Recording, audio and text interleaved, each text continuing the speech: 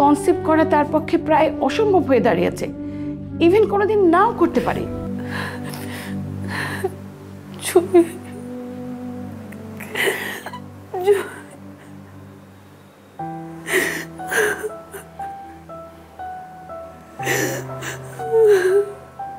আমরা কাল ডক্টরের কাছে যাব।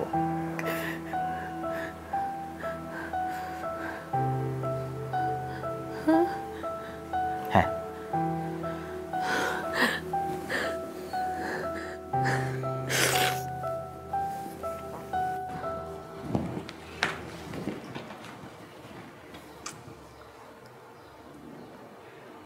ডক্টর অনেকই ফিজিক্যালি প্রেগনেন্সির জন্য রেডি।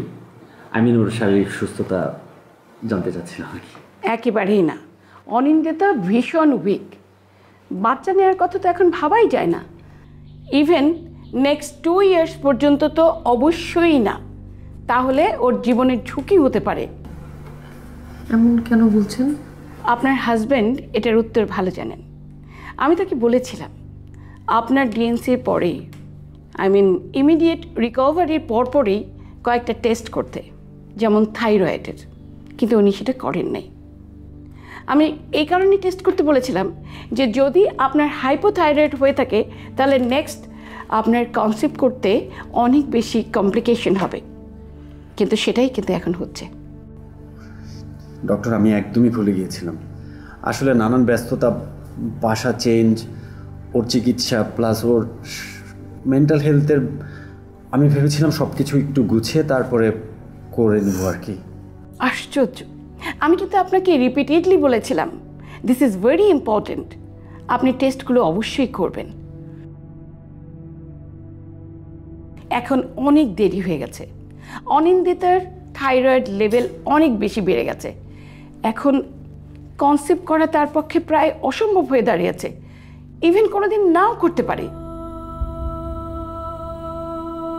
শুনুন, আপনার স্রেফ নেগলিজেন্সির কারণে অনিন্দিতা আর কোনোদিন মা নাও হতে পারে।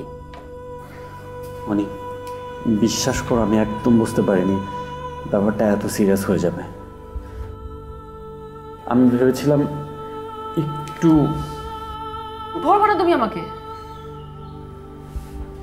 আমি আমি সব বুঝতে পারছি তুষার, এগুলো সব তোমার প্ল্যান। না, তুমি আগে থেকেও চাও না যাতে আমার বাচ্চা হোক, এগুলো সব তুমি ইচ্ছা করে বুঝে শুনে করছো। আমার সাথে একদম কথা বলতে আসবা।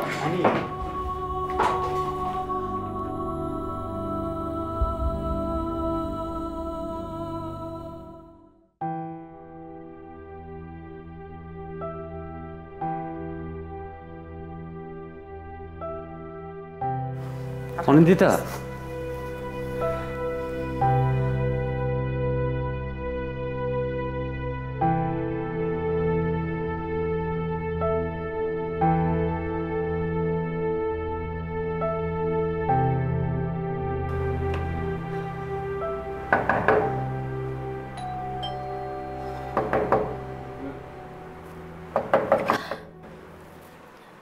হ্যাঁ ভাই, আপনি এত রাতে? ভাবি অনি আসছে? না, আসে নাই তো। ও সরি ভাবি। It's okay.